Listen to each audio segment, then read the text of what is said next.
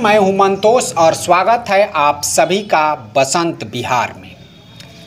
आज हम बात करेंगे पूरी तरीके से बिहार की। बिहार में जो अपराध है वो सुरसा की मुंह की भांति बढ़ती ही जा रही है और इस पे किसी तरह का प्रशासन द्वारा लगाम लगते हुए नज़र नहीं आ रहा है। जहां तक कि आप लोग पेपर वगैरह में भी देख सकते हैं, हमारे पास यहाँ पे पेपर है प्रभात खबर आज का 10 दिसंबर का। हम इन्हीं में से कुछ मुद्दों पे चर्चा करने वाले हैं। आज नीतीश कुमार जो कि आज चौथी बार उनका जो पंचवर्षीय शासनकाल है, एक तरह से हम कहें तो उसकी शुरुआत हो चुकी है। वैसे तो 7वीं बार शपथ लिया है, लेकिन मुख्य तौर से देखा जाए तो उनका चौथा कार्यकालीय पंचवर्षीय शुरू होगा और ये जाकर 25 में ख़त्म होगा। लेकिन जो इनका शासनकाल 2005 से लेकर 10 तक देखा गया था वो फिलहाल फीका पड़ता गया और विकास में भी पूरी तरीके से नदारत होते गए और अपराध भी सुरसा की मुंह की भांति बढ़ती चली जा रही है। हमारे साथ यहाँ पे बैठे हुए हैं राम प्रवेश शाह जी। राम प्रवेश जी, जो हमने बातें कहा उसे आप किस तरह से देखते हैं? पहली एक बार हम आपसे ले लेते हैं, उसके बाद से हम बात करेंगे पेपर की जो कुछ शीर्षक है और कुछ बातें हैं, उन बातों पे आप क्या कहेंगे? देखिए, आपने सही बोला जी कि जो इनका शासन 2005 से लेकर 2010 के बीच रहा, उसमें जी नीतीश कुमार के शासन का इकबाल झलक रहा था जी। और उस रूप में उसी शासनकाल में इनको सुशासन बाबू का भी नामांकन दिया गया था, नामाकरण किया गया था। लेकिन वो अब बातें शायद इनमें अब नहीं रही। अब धीरे धीरे इनकी भी छवि, या ये भी हम कहें कि जो इनकी बातें होती है वो बातें तक रह जाती है, वो बातें धरातल तक नहीं उतर पाती है। चाहे वो अधिकारियों को कुछ कहे या मान लीजिए कि जो भी पुलिस प्रशासन है उन लोगों के लिए कोई भी वो आदेश जारी करे उसका सही रूप से पालन नहीं हो पाता। देखिए, उसमें कारण है जी। पहली बात कि इन्होंने पूरी तरह से शासन पे फोकस किया, गुड गवर्नेंस पर फोकस किया 2005 से 10 के बीच, मतलब प्रथम 5 वर्ष के कार्यकाल में। जी जी। उसके बाद इनका जो है सो दिमाग दिल्ली की कुर्सी की तरफ इनका नज़र गड़ गया। जी जी। और इनका ध्यान शासन के गुड गवर्नेंस की तरफ कम और अपनी छवि चमकाने, अपनी कुर्सी को अस्थायी करने और साथ ही प्रधानमंत्री के ख्वाब की तरफ इनका नज़र प्रधानमंत्री की कुर्सी पर लग गया जी। जिसका नतीजा ये हुआ कि उसके बाद के जो 10 वर्ष थे इनके कार्यकाल के, 2010 से 20 तक का कार्यकाल जी जी, उसकी तुलना किसी भी आधार पर 2005 से 10 के कार्यकाल से नहीं की जा सकती है जी जी। इनकी पकड़ ढीली हो गई और इन्होंने शासन प्रशासन की चुस्ती पर ध्यान नहीं दिया जी। और आज नतीजा सामने है जी। नतीजा सामने है कि अपराध, घूसखोरी या जो भी भ्रष्टाचार हम कहें वो पूरी तरीके से अपने चरम पे बिहार में जाते हुए नज़र आ रहा है। लेकिन फिर भी इनकी सरकार एक बार बन चुकी है।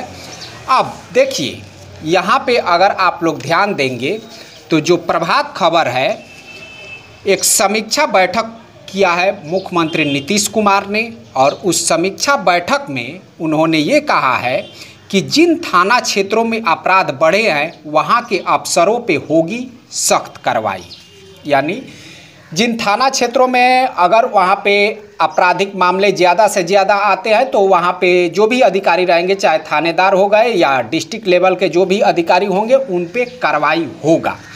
इनमें कुछ और बातों की मैं जिक्र करता हूँ कि थानों की स्टेशन की डायरी अपडेट रखने का निर्देश, रात में हर हाल में हो गश्ती सीनियर करेंगे निगरानी, जहां असामाजिक तत्व सक्रिय हैं उनकी पहचान की जाए।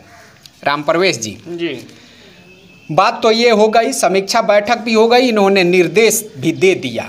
क्या ये धरातल पे होते हुए नज़र आपको आ रहा है कि हाँ, इनके जो भी इन्होंने निर्देश दिया है उसे जो अधिकारी को इन्होंने निर्देश दिया है वो लोग सही रूप से पालन कर पाएंगे? आपको क्या लगता है?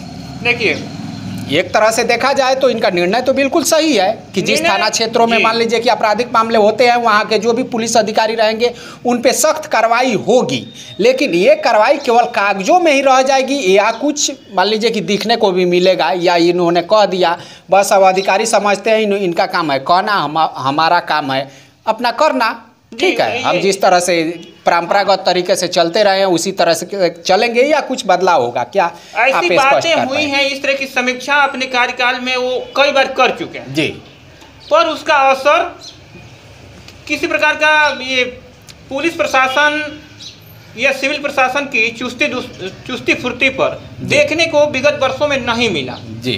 पर अब जो उन्होंने किया है जी, और विशेष करके ये जो जनादेश आया 2020 का जनादेश, इससे उनकी आंखें खुल गई हैं और उनके साख पे भी बड़ा बट्टा लगा है जी, साख पे बट्टा लगा, तो इससे उनकी आंखें खुल गई हैं कि भाई बिहार की जनता अब उनको उस तरह का उन पर आंख मूंद कर भरोसा करने वाली नहीं है कि वो कुछ भी करे, कैसा भी शासन दें और उन पर आंख मूंद कर भरोसा कर लेगी और उन्हें वोट दे देगी। ऐसी बात नहीं है। तो अब ये दिख रहा है कि अब वो जो करने वाले हैं, साथ ही एक बात और, उनका जो अब नजर दिल्ली पर लगा हुआ था, वो नजर अब हट चुका है। वो अब नजर मेरे ख्याल से पूरी तरह से हट चुका है। अब इनको लग गया है कि अब वहाँ पे हाल फिलहाल दिल्ली में दाल गलने वाली नहीं है, मतलब इनको हाल फिलहाल, और इन्होंने बिहार को लेकर पूरी तरीके से सब्र कर लिया है। सब्र कर लिया है, वही बात मैं कहने वाला था। तो अब मुझे लगता है कि ये जो बैठक इन्होंने की है इसमें जो मुख्य बिंदु है, जैसे इन्होंने गश्ती का आदेश दिया है कि हर हाल में गश्ती होना चाहिए, जी जी, और थानों की डायरी है उसको बिल्कुल पूरी तरीके से अपडेट रहना चाहिए। इसके अलावा अपराधियों की सूची बननी चाहिए, असामाजिक तत्वों की सूची बननी चाहिए और हर हाल में असामाजिक तत्वों की पहचान कर कार्रवाई होनी चाहिए। साथ ही उन्होंने एक बात और कही है कि भाई जिस थाना क्षेत्र में अपराध होगा वहाँ के थानेदार और प्लस ऊपर के अफसर, जी जी, उनकी जिम्मेवारी तय की जाएगी। तो मुझे ये लगता है जिम्मेवारी तय की जाएगी और जिनमें गलती पाई जाती है उनको दंडित भी किया जाएगा, उन्होंने ये भी कहा है। तो मुझे अब लगता है कि ये उनका प्रयास ईमानदारी का प्रयास है, इसमें उन्होंने ईमानदारी पूर्वक कोशिश की है और आने वाले समय में मुझे ये लगता है कि इन प्रयासों का नतीजा देखने को मिलेगा। नहीं तो क्या होता है कि अधिकारी और कर्मचारी ये समझ लेते हैं, जैसे इनका कार्यकाल अब 20वां, मतलब ये 5 साल जो पूरा कर लेंगे तो इनका 20 वर्ष का कार्यकाल पूरा हो जाएगा। 15 वर्ष से ज्यादा ये मुख्यमंत्री रह चुके, तो इस तरह की समीक्षा बैठक इन्होंने पहले बहुत बार की थी और अधिकारियों ने, कर्मचारियों ने इनकी थाह लगा ली थी कि भाई नीतीश कुमार क्या आदेश करते हैं, उसके बाद हम लोग क्या रिस्पॉन्स देते हैं और हम पर कार्रवाई क्या होती है। तो इन लोगों ने इन्हें ताड़ लिया था कि ये कहाँ तक क्या बोलेंगे, कहाँ तक जाएंगे, क्या कर सकते हैं।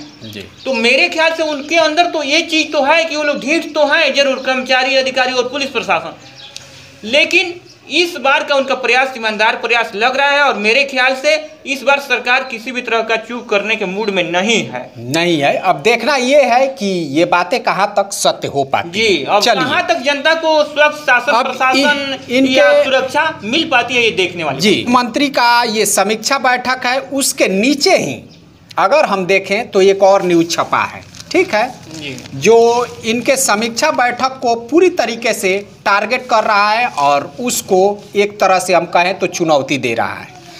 इसमें लिखा है प्रभात खबर पेपर में कि दरभंगा में दिन दहाड़े 14 किलो सोना लूटे लुटेरों ने, ठीक है। एक ज्वेलरी की दुकान से, अलंकार ज्वेलर्स है, उस दुकान से 14 किलो सोना और 2 लाख के आसपास नकदी की लूट होती है दरभंगा में। चलिए पहले मैं एक बार आप लोगों को इसका सारांश बता देता हूं इस न्यूज का। बुधवार को यानी 9 तारीख को 2 बाइक पे सवार 6 अपराधी आते हैं और पूरी तरीके से दिन के 10:30 बजे के आसपास और गोली चलाते हुए दुकान में घुस जाते हैं और घुसकर वहां से 14 किलो के आसपास सोना की डकैती वो लोग चोरी कर लेते हैं और 2 लाख के आसपास नकद की चोरी कर लेते हैं। उसके ये सारे डकैती होने के 1 घंटे के बाद वहाँ पे पुलिस पहुँचती है। ये जो हमारे सुशासन बाबू हैं, इनकी पूरी तरीके से जो भी समीक्षा बैठक इन्होंने किया है उसको पूरी तरीके से ये चुनौती दे रही है शासन प्रशासन। आप लोग ज़रा देखते रहिए। दरभंगा में यहाँ पे डकैती हो जाती है और ठीक डकैती के 1 घंटे के बाद वहाँ पे पुलिस पहुँचती है। पुलिस वहाँ पे मान लीजिए कि अपना जो भी जांच पड़ताल करना हो, अब पुलिस तो घटना के बाद ही पहुँचती है, जांच पड़ताल करती है और दुकानदार को आश्वासन दी होगी और वहाँ के जो भी CCTV फुटेज है उनको खंगालने का काम शुरू हुआ है। अभी फ़िलहाल कोई भी अपराधी पुलिस के गिरफ्त में नहीं आ पाया है और वो लोग भाग चुके हैं। पुलिस ने आश्वासन दिया है दुकानदार को हम उसको हर संभव पकड़ने की प्रयास करेंगे, लेकिन ये पकड़ पाएंगे कि नहीं, अब ये भविष्य के गर्भ में है। राम प्रवेश जी क्या कहेंगे इनके? आप बिल्कुल सही बोले कि एक तरफ ये समीक्षा बैठक कर रहे थे और पूरी तरीके से हिदायत दे रहे हैं पुलिस प्रशासन को, और वहीं पे नीचे ये न्यूज लगा हुआ है कि दरभंगा में दिन दहाड़े 14 किलो सोने की लूट। इनके प्रशासन को और इनकी सत्ता को चुनौती देते हुए अपराधियों ने इतने बड़ी घटना को अंजाम दिया। 20 राउंड 10:30 बजे दिन में, जैसा कि फिल्मों में दिखाया जाता है कि पूरी तरीके से बदमाश आते हैं और धाएं गोलियां चलाते हैं और फिर लूट कर चल देते हैं। वहाँ पे किसी तरह की कोई मान लीजिए कि कार्रवाई हो नहीं पाती है। यही कहा जाएगा कि जो बातें उन्होंने की है जी, उस पर अमल करने का वक्त 100% आ चुका है। अगर इसमें किसी भी तरह की कोताही हुई तो बिहार की जनता बर्दाश्त करने वाली नहीं है और शासन और प्रशासन और जो लॉ एंड ऑर्डर की स्थिति है उनके हाथ से पूरी तरह निकल जाएगी और शासन प्रशासन और उनका सत्ता का इकबाल एक चलिए एक व्यंग्यात्मक रूप से ये भी कहा जाएगा कि कल ही इन्होंने समीक्षा बैठक भी किया है और कल ही ये हुआ है, तो मुझे लगता है कि 2-3 दिन पहले अगर किए होते तो शायद ये मामला नहीं होता। ठीक है, चलिए अब ये तो हो गया। चलिए अब एक और खबर पे हम लोग नज़र डाल लेते हैं जो कि प्रभात खबर में ही छपा हुआ है। ये खबर है, देखिए ये खबर बहुत दुखदाई है और कितनी मान लीजिए कि ये हेरा फेरी और जो डॉक्टर को एक दूसरा भगवान जनता मानती है और उस भगवान ने क्या क्या किया है उसको हम आप लोगों को एक बार सुनाते हैं। कुचायकोट की दिव्या हॉस्पिटल में बवाल। ये है बेहोशी का इंजेक्शन देते ही जच्चे बच्चे की मौत और उसके बाद से हंगामा शुरू होता है। देखिए इस मामले की सारांश को मैं आप लोगों को समझा रहा हूँ। एक गर्भवती महिला कुचायकोट थाने के करमैनी रोड में स्थित दिव्या हॉस्पिटल में जाती है, उसको बच्चा होने वाला होता है। वहाँ की जो डॉक्टर है, महिला डॉक्टर, उसको एडमिट करती है और बेहोशी का इंजेक्शन देती है। उसके बाद से जो औरत है, जो पीड़िता है, उसकी मौत हो जाता है। मुझे लगता है कि जो इंजेक्शन बेहोशी के दी होगी ऑपरेशन वगैरह करने के लिए दी होगी, लेकिन उसके बाद से उसकी औरत की मौत हो जाती है। अब देखिए उस औरत की उस हॉस्पिटल में, दिव्या हॉस्पिटल में मौत हो जाती है और मौत के बाद वो अपने निजी एम्बुलेंस से वो सदर अस्पताल गोपालगंज में भेजवा देती है। उसको सदर अस्पताल में भेजवाने के बाद और बोलती है कि इनका तबीयत थोड़ा ज़्यादा बिगड़ गया है, सदर अस्पताल में भेजवा देती है। जब सदर अस्पताल में वो औरत पीड़िता जाती है तो वहाँ पे डॉक्टर उसे मृत घोषित कर देते हैं और जो ड्राइवर है, जो एम्बुलेंस के ड्राइवर हैं, 2 उसमें कर्मी होते हैं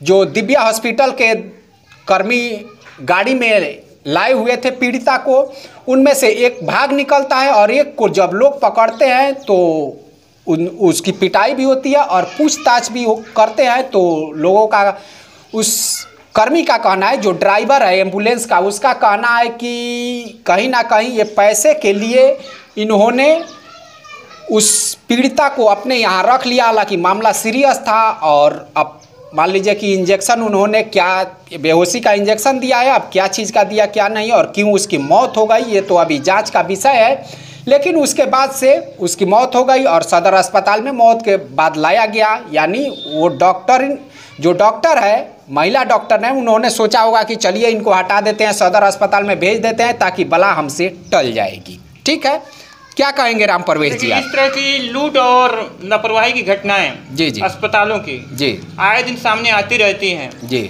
इस पर भी सरकार को सख्त रवैया अपनाते हुए जी ध्यान देना चाहिए और जो अस्पतालों की जो लूट है उस पर रोक लगानी पड़ेगी। और लूट के चलते ही उसने रोका, ये भी बात सामने आई है कि वो पैसे के लालच में ही मरीज को रोका जी, मरीज को उसने रोक लिया नहीं किया जी, जिससे उसकी जान गई और बाद में उसे छुपाने के लिए सदर अस्पताल में मृत महिला को भेज दिया। बिल्कुल। तो इस मामले की सघन जांच होनी चाहिए और दोषियों पर सख्त से सख्त कार्रवाई जो भी वहाँ पे मान लीजिए कि जो भी हॉस्पिटल कर्मी है, जो प्राइवेट हॉस्पिटल है, उसके जो भी कर्मी है इस मौत के लिए जरूर जिम्मेवार है और उन पे उचित कार्रवाई होनी चाहिए। जिस तरह से सख्त कार्रवाई उन लोगों पे जरूर होनी चाहिए। कार्रवाई होने से आगे एक भय भी पैदा होगा हॉस्पिटल वालों में, जहां ऐसा आए दिन देखने को मिलता है कि जो भी प्राइवेट डॉक्टर है, ये लोग सीरियस से सीरियस पोजीशन वाले को पीड़ित को रख लेते हैं और उसके बाद से ये लोग सदर अस्पताल भेज देते हैं कि भाई अभी हमारे मान में आने वाला नहीं है, या मान लीजिए कि उसका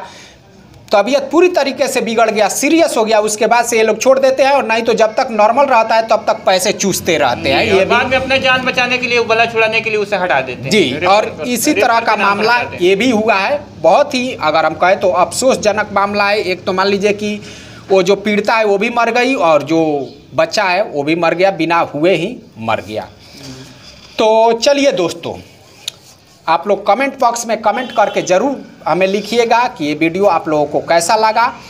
और हम इसी के साथ अपने वीडियो को यहीं पे समाप्त करते हैं। फिर मिलेंगे किसी अन्य वीडियो में अन्य मुद्दे के साथ। तब तक के लिए नमस्कार।